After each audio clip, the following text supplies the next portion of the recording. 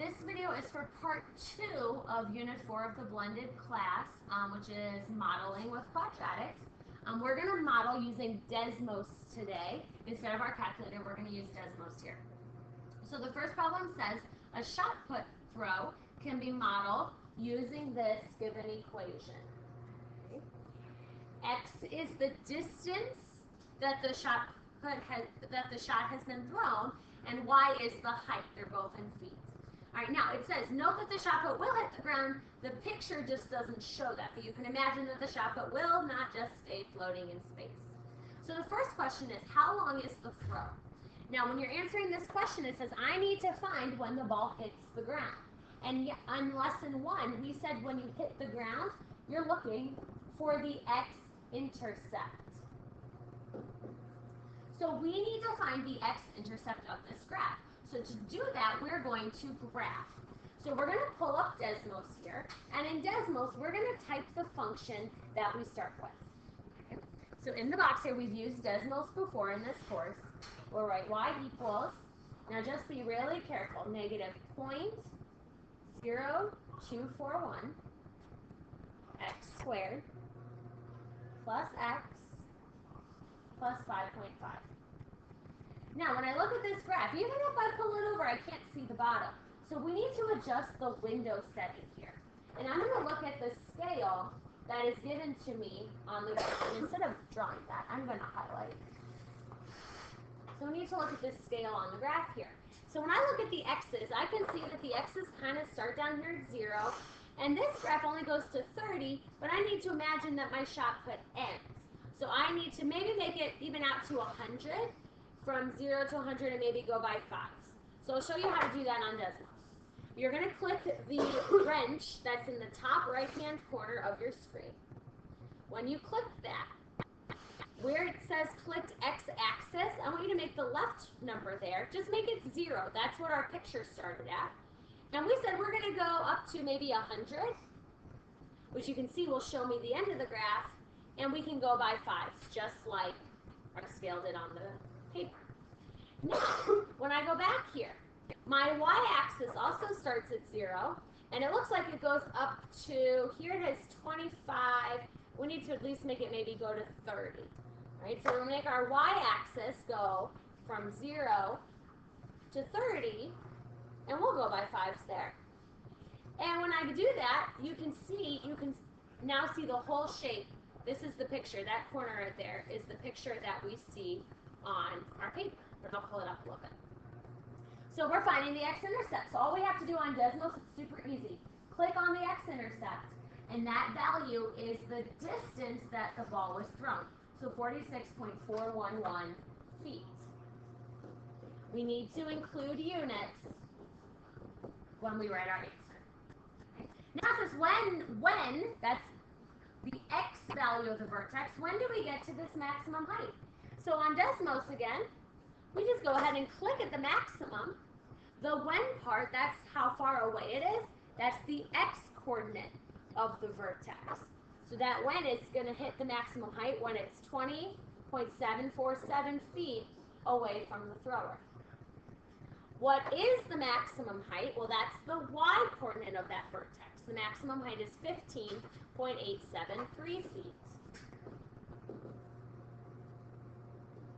And that's it.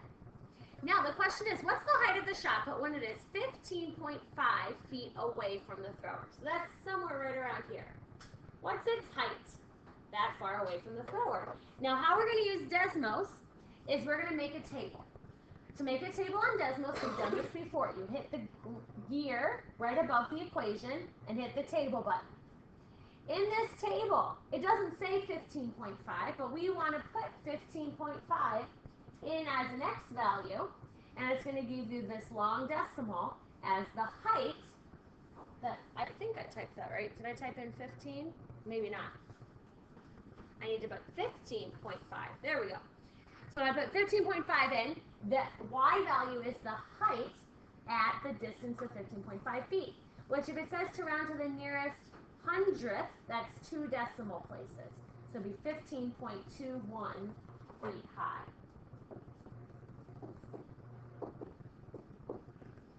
So So that's your first problem there using Desmos. So let's try example 2. Example 2 is a multiple choice.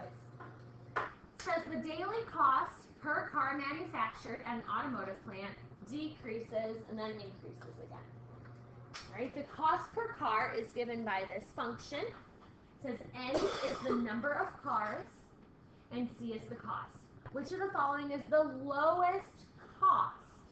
Now the hint here is think about if cost is the X or the Y.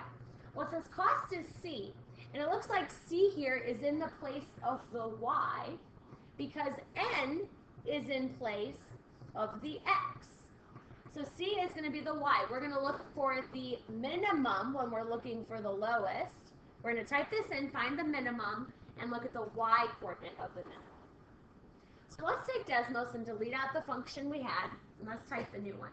Now, Desmos does not let you use C or N as your letters, so you have to use X and Y. Right, so we have to change this to Y equals 0.3x squared minus 90x plus 12,450.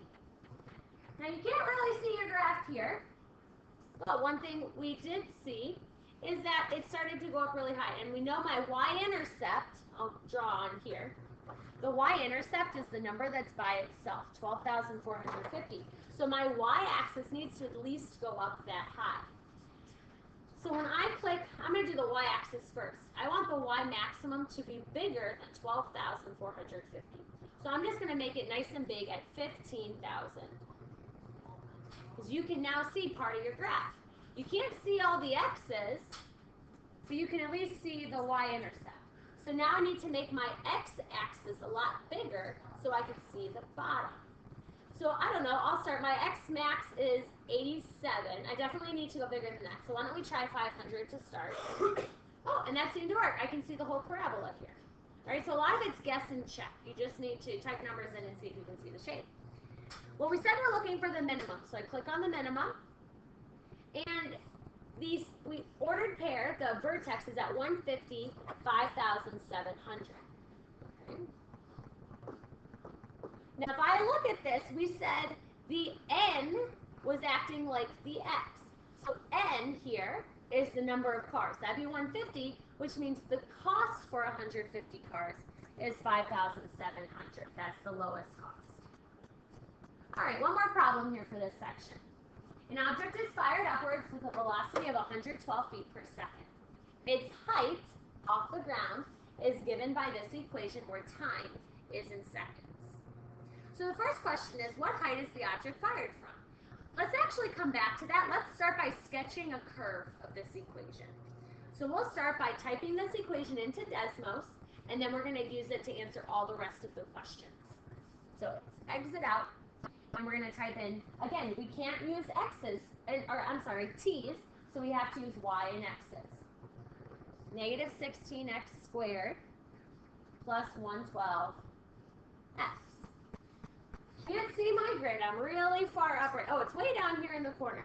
So let's make our scale a little bit better. I don't need to go to thousands this time. So my x's are definitely small. So maybe I'm going to do my x's to be like 0 to 50. Oops.